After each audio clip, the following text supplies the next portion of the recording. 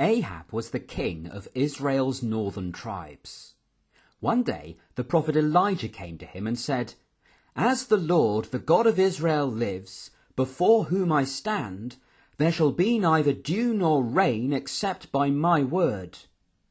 There would be a drought in the land as a judgment for the people's sin.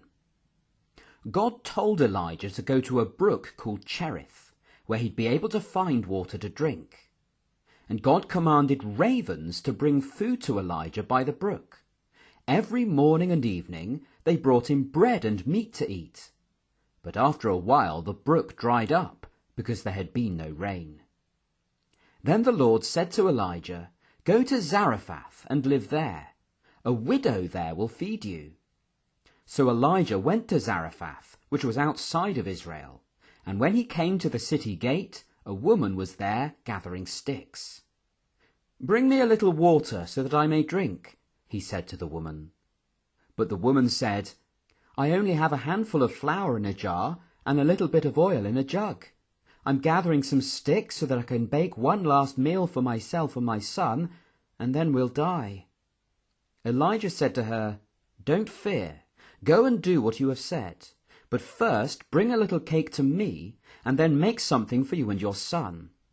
For this is what the Lord, the God of Israel, says. The jar will not run out, and the jug will not be empty until the Lord sends rain again." The widow went and did what Elijah had said, and there was enough for everyone to eat for many days. The jar of flour never ran out, and the jug of oil never became empty, just as the Lord had said. Some time later, the woman's son became ill. His illness was so bad that he died. And the woman said to Elijah, "What have you got against me? You've caused the death of my son. It's because of my sin." And Elijah said to her, "Give me your son." And he took him upstairs and laid him on his bed. And he cried to the Lord, stretched himself upon the child 3 times, and prayed, "O Lord my God, let this child's life come to him again."